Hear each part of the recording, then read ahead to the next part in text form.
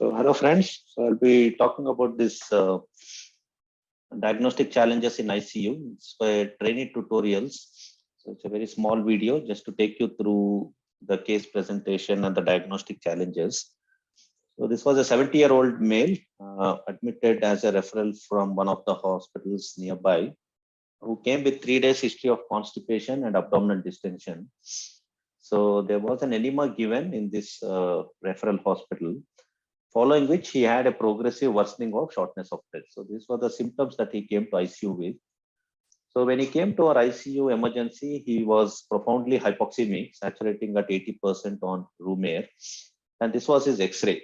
So ordinarily, I would ask our trainees, what does this X-ray show? So if you see this X-ray carefully, there is a lot of ground glassing opacities with alveolar-based infiltrates, as you see. So there's a lot of ground glass opacities with infiltrates, interstitial and alveolar infiltrates. So, so the troponin was done, which was negative. So you would think an elderly man who otherwise was okay, so had an abdominal distension and then acute short of breath. So you would think possibly you want to rule out a cardiac event. So troponin was done, which was negative. Echo was normal.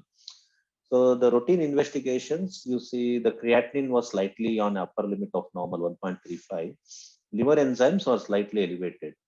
So urine routine and microscopy was normal, and all the cultures were sent looking at the X-ray. So blood culture, urine culture, and DPT cultures were negative. So one would be pondering at this point of time what the possible reason of all the infiltrates, because echo is normal, ECG is normal, cardiac enzymes are negative. That is profoundly hypoxemic. So one would think of community-acquired pneumonia of that nature. Then we did all the routine tropical workup, dengue, leptospira, H1N1, wheel felix, all these were negative. And cold agglutinins as a surrogate of mycoplasma was done, that was also negative. And we did a CT because we had to see how bad was the CT. So if you see the CT, it looked quite bad. So there was a lot of alveolar based worsening infiltrates suggestive of ARDS. So then we examined him carefully. So at this point of time, you would think this is possibly a viral pneumonia with ARDS. So that would be your diagnosis. So this was around, I think, 4 to 5 years. So we were not doing sort of a multiplex PCR at that point of time. And then most of the tests, DPT also came negative. So we were possibly pondering about as a community acquired pneumonia due to viral. That's what you would think. Yes. So, and as you see, there was a thick alveolar based opacities, more suggestive of ARDS. So during our routine rounds, we were carefully examining this patient and we saw this vesicular lesion. So this was a clincher. So the whole high point of this case is if you see there are multiple vesicular lesions on him. So the quintessence of this case is how important it is to examine a patient and don't undermine any of the findings that we see.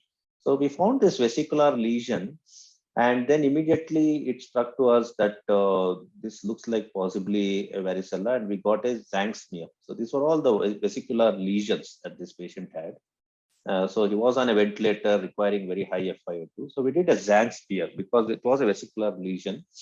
So the Zank smear came as positive, and it was a varicella zoster. So this is an elderly man with no significant comorbids who came with a varicella, and the skin lesions was the clincher. So Zank smear basically looks at multinucleated giant cells, as you see. And the learning points for this is, although it came as a community acquired pneumonia with a very acute presentation from another hospital, so it is very important we desperately look for the possible cause of such infiltrates. So it is re-emphasizing the importance of history taking, clinical examination, and appropriate tests. And the key learning lesson is never ignore skin lesion, because skin lesions may be a clincher or a clue to the systemic manifestations. And so the Zank smear. So what do we understand by Zank smear? So when you see a vesicular lesion, so you would think of some inclusion bodies or some varicella is something that one has to rule out. But Zank smear is done for ruling out even leishmaniasis and other conditions. Highest titers are seen at 24 to 48 hours, and they're usually cleared from secretions in 7 to 25% of the cases. So this is how the Zank smear it looks. It's a multinucleated sort of a cells with inclusion bodies.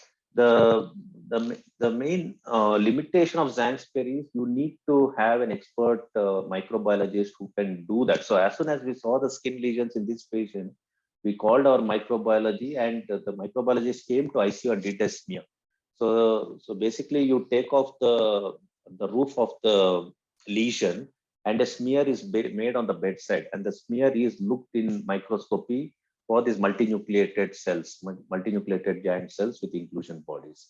So the crux of it is you need a microbiologist or an expert who can prepare the slide and look into the microscope and interpret the results. So that is the key sort of a expertise that one would need. And then Jimsor Wright stain is done. Once the smear is done, they would do a Jimsor Wright stain. But the definitive test for varicella zoster, as one would agree, is HSV PCR. So after this, we looked into the literature, try to ascertain, because this was not a patient. So varicella zoster pneumonia typically occurs in someone who is immunocompromised. So this gentleman did not have any major comorbid problems. So we did look into the literature as to what possibly could have happened here. So these were two studies we found, one from the Greece and one from the Spain. So this was a varicella pneumonia study of 22 cases. So this was mainly looking at varicella pneumonia occurring in non-immunocompromised patients. So risk factors they found was mainly elderly patients. So our gentleman was elderly and smoker. So our patient was not a smoker. And most of the time, the varicella pneumonia presents as an acute manifestation. So our patient also had a very acute presentation. So referral hospital, we don't know whether they were monitoring saturation, whether indeed he was hypoxemic there, but the history we got was he profoundly became hypoxemic. So acute presentation is something that is common. And 75% of these patients would have had some exposure to chickenpox or varicella zoster. So that is something which sometimes may be difficult, because especially in India, when someone is moving in the crowds, they would have had an exposure, and it's very hard for us to ascertain. And chest X-ray, which typically showed in our patient, is typically alveolar interstitial opacities in most, causing severe hypoxemia. And that is exactly what this patient had. A lot of interstitial and alveolar based opacities, which you saw on the X-ray. And then in CT, you saw it was a very dense opacities. And treatment is all with IV cyclovir, 5 to 10 milligram per kg. So we started this patient on this, and he progressively improved, and we did wean him off the ventilator, and he did survive. So had we not possibly identified this varicella and not treated, possibly he would have succumbed. So this case really highlights the importance of identifying the skin lesions and not ignoring them and acting upon it. So that's about it. So thank you very much. So we'll share with few more presentations in the subsequent sessions. Thank you.